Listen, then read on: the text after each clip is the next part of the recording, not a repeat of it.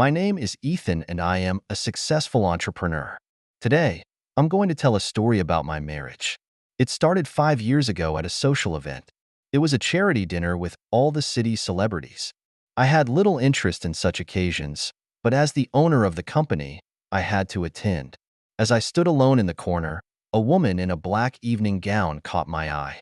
She was elegantly holding a glass of champagne and seemed a bit bored by the social atmosphere around her. Out of courtesy, I went up to her and said hello.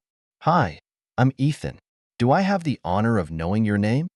She turned, smiled, and said, "I'm Lydia. Nice to meet you, Ethan."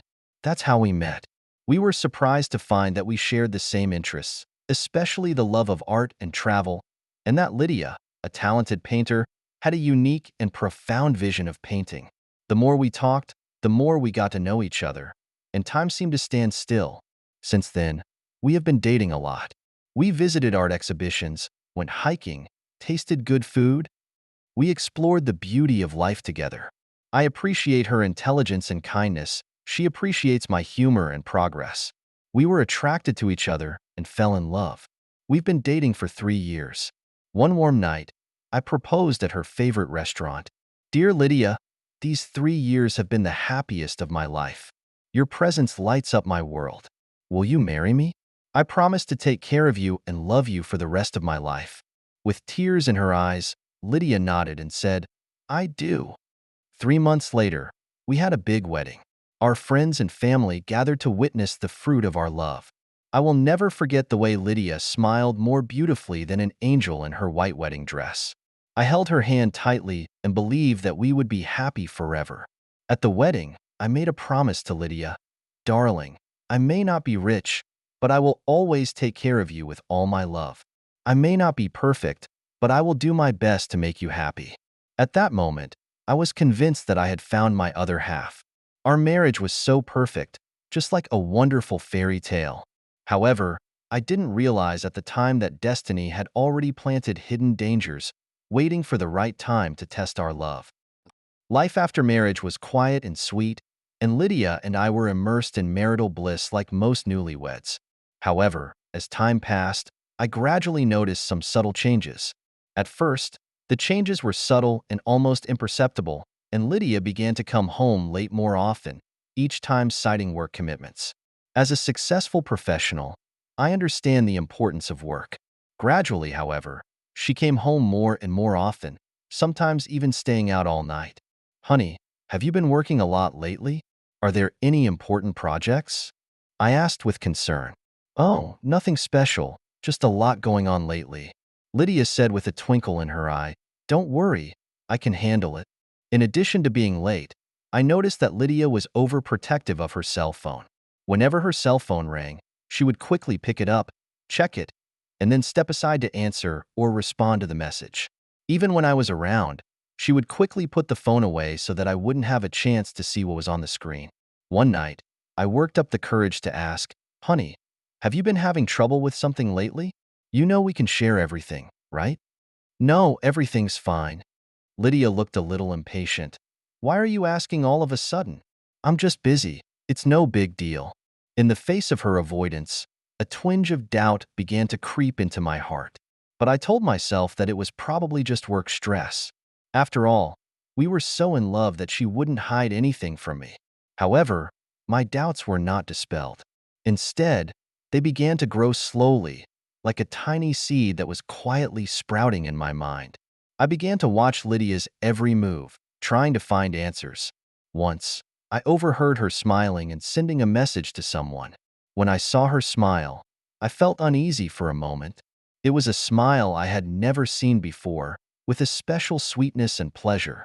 But when she realized that I was looking at her, she immediately withdrew her smile and put her cell phone aside in a bit of a panic. I consoled myself with the thought that maybe I was overthinking things, that Lydia had always been a loyal and reliable companion, and that we had a strong emotional foundation. I tried to convince myself to believe in her and in our marriage. But the seed in my heart had taken root and my doubts began to grow. I feel that there is an invisible gap between us, and the intimacy that once existed seems to be slipping away. I began to wonder if there were any hidden secrets behind our perfect marriage. As time went on, my suspicions became more and more overwhelming. Lydia's behavior became more and more inexplicable, and I was determined to find the truth. I started watching Lydia's every move. I checked her cell phone bill, kept an eye on her schedule, and even secretly checked her computer. At first, I didn't notice anything unusual. But one day, when I logged into her social media accounts, a private message caught my attention. It was a message from a man named Marcus. The content seemed ordinary, but there was an ambiguous tone between the lines. "Hey, beautiful, we had a great overtime session last night. Looking forward to our next meeting." My heart sank hard. Overtime? Meetings? The implications of these words were obvious. I continued to scroll down and found more similar messages, some from Marcus, some from another man named Theo. I was so dizzy I couldn't believe my eyes. But the evidence was right in front of me, brutal and real. My wife, the woman I'd loved for 5 years, was having an illicit relationship with another man. Anger and confusion filled my heart. I needed more proof. I needed to confirm it with my own eyes. So I started following Lydia, tracking her movements. I saw her going in and out of a hotel with Marcus, and I saw her cuddling with Theo in a private studio. Every time I witnessed these scenes, my heart ached like a knife. I couldn't believe that we were once so in love, but now it had come to this. The shadow of betrayal enveloped me and turned my world into a gray color. I tried to find an explanation, a reason, even an excuse. I even wondered if I hadn't done enough to cause Lydia to lose interest in me. But no matter what, cheating is unforgivable. Once, when Lydia was out, I got up the courage to dial Marcus' number. "I know about you and my wife," I said, suppressing my anger. There was silence on the other end of the line for a few seconds, then a sneer. "Oh, poor Ethan. You finally realized? I thought you'd be in the dark forever." My hands were shaking with anger. "Why? Why are you doing this to me? Why?" Marcus' tone was sarcastic. "Maybe you should ask yourself why Lydia chose me over your boring husband." I hung up the phone fiercely, anger and humiliation in my heart. I felt an unprecedented pain, as if there was an invisible hand strangling my throat so that I could not breathe. The woman I loved, the partner I trusted, had betrayed me in the cruelest way. That night, when Lydia came home, I was in tears. How do I face her? How can I save our marriage? Everything was in a state of confusion and despair. After learning the truth, I was shocked and angry. I decided to confront Lydia and seek an explanation. Late one night, when Lydia came home late, I couldn't hold back my emotions any longer and questioned her. "I know about you and those men. How do you explain that?" Lydia looked startled, then denied. "What are you talking about? I don't understand." In the face of her denials, I produced the evidence I'd gathered, the records of the flirtatious messages and the secret rendezvous I'd witnessed. "Do you still want to argue? The evidence is here." I couldn't control the tremor in my voice. Lydia's face changed instantly, and she first tried to continue her denials. But in the face of overwhelming evidence, her arguments paled in comparison. As I pressed on, her attitude suddenly changed to one of anger and accusation. "Yes, I'm in a relationship with them. So what? It's because you, my husband, don't care about me at all. What's wrong with me looking for a little comfort outside?" Lydia shouted hysterically. I felt dizzy and couldn't believe that the woman in front of me was my once loving wife. The trust between us had been completely broken and could never be repaired. I realized with despair that our marriage had come to an end. The boat of love was in tatters and could no longer sail to the shore of happiness. That night, our argument lasted until dawn. However, all the yelling and complaining could not restore the broken relationship. I felt an unprecedented emotional emptiness and despair, as if the last bit of light in my heart had been extinguished. I began to seriously consider the possibility of divorce. Although I was still reluctant, I knew that there was no going back between us. The hurt of the betrayal was in my bones, and our marriage had come to an end. I don't know what the future holds, but I do know that I have to live for myself and find meaning in my life again. Although the road ahead is full of unknowns and thorns, it is better than being stuck in a marriage without dignity and trust. After that painful confrontation, I realized that our marriage had come to an end. The hurt of betrayal was too deep to heal. I decided to take action and seek legal help. I contacted my attorney friend Derek, who patiently listened to my account and expressed his sympathy and understanding of my discovery and painful experience. Ethan, as your friend, I'm sorry to hear what you're going through. But as an attorney, I must remind you that divorce is a complicated legal process and you need to be well prepared. Derek said in a serious tone. I nodded in understanding, and Derek suggested that I continue to gather evidence, including more transcripts, photos, and even audio or video recordings. He said that this evidence could be a key bargaining chip in court. With Derek's help, I began to prepare all the necessary documents for my divorce. At the same time, I realized that I needed to seek moral support during this difficult process. I began to talk to my close friends, seeking their comfort and advice. They were all shocked and sympathetic to what I was going through and gave me tremendous support and encouragement. With their company, I felt I was no longer alone. I also began to seek professional counseling in an attempt to get out of the haze of betrayal and regain my inner peace. Under the guidance of the counselor, I gradually learned how to face my emotions and how to rebuild myself. Although the road ahead is still full of challenges, I know that I have taken the first crucial step. I am no longer a victim in pain and helplessness, but a warrior fighting for my rights. I realize that divorce is not a failure, but a new beginning. It gives me the opportunity to re-examine my life and pursue my own happiness. In the process of gathering evidence and preparing documents, my heart grew strong. I am ready to face the upcoming legal battle, and I will bravely move forward no matter how many obstacles and difficulties lie ahead of me. I know that justice may be late, but it will never be absent. I believe that through my own efforts and perseverance, I will be able to get out of this dark tunnel and usher in the dawn of a new life. After gathering enough evidence, I decided to publicize Lydia's infidelity at a family party. The party was supposed to be a celebration of my parents' wedding anniversary, but I knew it was the perfect time to reveal the truth. On the day of the party, all our family and friends came. In the midst of the laughter, my heart felt heavy. I knew that what I was about to do would change everyone's mind. When dinner was over and the atmosphere was warm, I stood up and signaled for silence. I took a deep breath and began my speech. Dear family and friends, thank you all for coming today. However, I have an important announcement to make. My voice was shaky, but I knew I had to keep going. Everyone looked at me with puzzled eyes, including Lydia. I slowly took out my cell phone and connected it to the big screen. I have discovered that my wife, Lydia, has been having an illicit relationship with another man. I would like to show you some evidence. As I spoke, a video began to play on the screen. That is, I through the private detective captured Lydia and lover's rendezvous picture. In the video, they were kissing and hugging, behaving intimately, and it was easy to see that their relationship had gone beyond the realm of friends. After the playback, the whole room was silent. Everyone was staring at the screen, then at Lydia, their eyes full of shock and disbelief. Lydia's face was pale. She opened her mouth, but could not say a word in her defense. In front of the hard facts, any sophistry would seem to pale in comparison. Our marriage has come to an end. Holding back tears, I announced, Lydia's betrayal has completely destroyed my trust and love for her. As of today, we are officially going our separate ways. People whispered, and many looked at me with sympathy. Lydia, on the other hand, lowered her head in the midst of the people's comments, no longer able to face them. The party ended hastily that day, but my life was headed for a brand new beginning. Although the process of revealing the truth was painful, I knew that it was a step I had to take.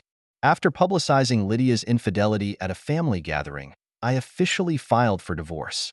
Next, the battlefield shifted from the home to the courtroom. With Derek's help, I prepared all the evidence and materials, including the shocking videos and photos. I knew it would be an uphill battle, but I was well prepared. On the day of the trial, Lydia and I sat at the plaintiff's and defendant's table, separated by an invisible gap. I looked at her cold expression and felt that she had become a stranger. Lydia's lawyer tried to minimize her infidelity by putting the blame on me for not caring for her. Derek, on the other hand, refuted the other side's argument with a lot of evidence of Lydia's infidelity. The argument intensified when it came to the division of property, with Lydia demanding a large portion of the community property, including our house and savings. Her attorney claimed that she deserved compensation for all the hard work she had put into the family over the years. When I heard those words, I almost lost my mind. A division of property? Fair compensation? If it wasn't for her betrayal, we wouldn't have come this far. I felt a surge of anger burning in my chest and almost rushed forward to argue. Luckily, Derek was there to remind me to stay calm. He told me that anger wouldn't solve anything, that we needed facts and evidence. With Derek's help, we laid out the evidence of Lydia's infidelity, including the scandalous videos and photos. We argued that it was Lydia's betrayal that led to the breakdown of the marriage and that she should not be given too much of the benefit of the doubt. The judge heard both parties and, after careful consideration, rendered a judgment. The judgment found that Ethan should receive a greater division of property, taking into account the fact that Lydia had been unfaithful and that Lydia was also liable to pay a certain amount of compensation for moral damages. I breathed a long sigh of relief the moment the gavel came down and the judgment went into effect. Although I was physically and mentally exhausted by the lawsuit, I knew that justice had finally been done. Walking out of the courtroom, I felt a sense of relief that I had never felt before. Although the breakup of my marriage had caused me a lot of pain, I knew that I had done my best to salvage it. Now, it's time to let go of the past and start a new life. Derek patted me on the shoulder and gave me an encouraging smile. With the support of my friends, I felt that I was not alone. After the dust of my divorce settled, I began to re-examine my life. For the past year, I had been so steeped in betrayal and hurt that I had almost forgotten that there were other possibilities in life. I decided to start with self-recovery by remodeling my body. I joined a neighborhood gym and started working out regularly. At first, it was very difficult for my body, which had not exercised for a long time, but as time went by, I gradually found a rhythm. Every day I sweat in the gym. I feel that my body is getting stronger and stronger, and my mood is getting brighter and brighter. Exercise seems to have become a channel for me to release my stress and forget my worries.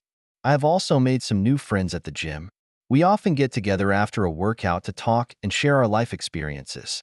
Some of them had failed in their marriages, but eventually they got back on their feet and found a new direction in their lives. Their experiences gave me great encouragement. Gradually, I began to reintegrate into the social circle. I attended some parties and activities organized by my friends and met more interesting people. I found that interacting with others made me feel fulfilled and happy. Sometimes friends asked me about my divorce. I no longer avoided the subject, but shared my feelings openly.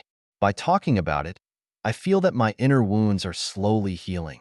In my spare time, I have also picked up some hobbies that I once put aside, such as reading and painting. By immersing myself in these activities, I find inner peace and a sense of self-identity.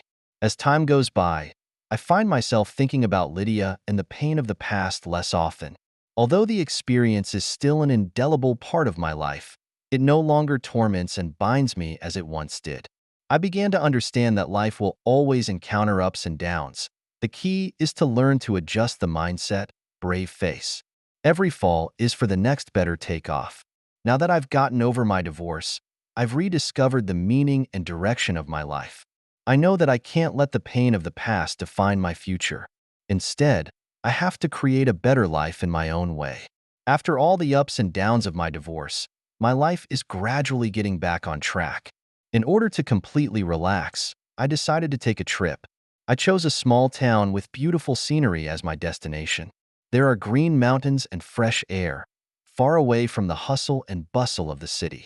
I hope that through this trip, I can really empty myself and think about the meaning of life. The trip was full of surprises. I met many interesting people and heard their unique life stories. One girl in particular caught my attention. Her name is Sarah, and she is a freelance photographer. Sarah and I met on a hike, and as we walked and talked, we realized we had a lot in common. As we walked and chatted, we realized that we had a lot in common, and Sarah's optimism and positivity deeply infected me. She sees the world through her eyes and is always able to capture extraordinary moments from the ordinary.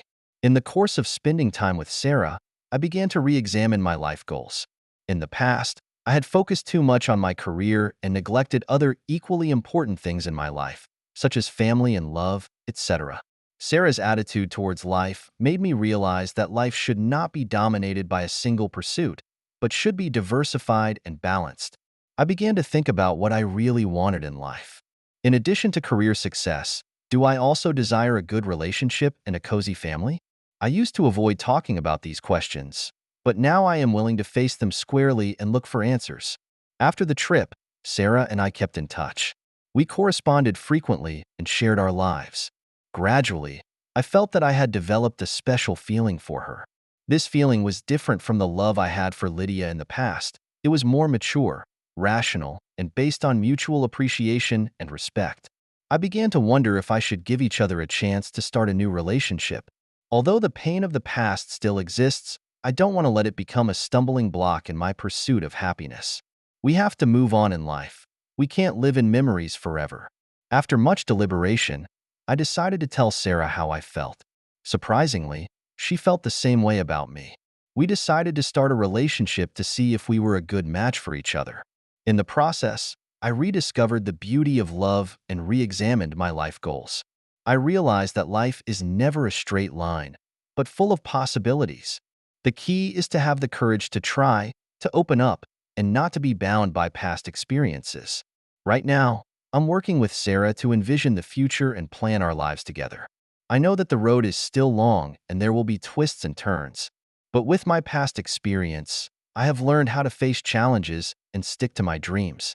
Despite the pain and betrayal, life has not owed me anything. On the contrary, it has taught me to grow and to be strong. By sharing my story, I hope to give some inspiration and encouragement to those who are in similar situations. If you are going through the breakdown of your marriage, facing betrayal and deception, I want to tell you that you are not alone. There will be setbacks and hurts in life, but the key is not to let them get you down. Remember, your value and dignity should not be defined by the behavior of others. Don't let your partner's betrayal be a reason for you to give up on yourself and your life.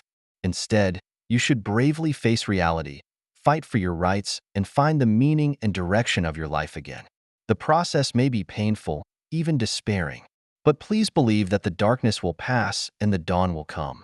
As long as you hold on to hope, remain optimistic, and rebuild your life step by step, you will be able to get out of the darkness and usher in a brand new future.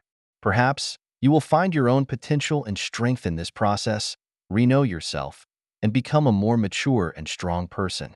You will realize that the setbacks and tribulations in life are in fact a kind of training, so that we continue to grow and progress.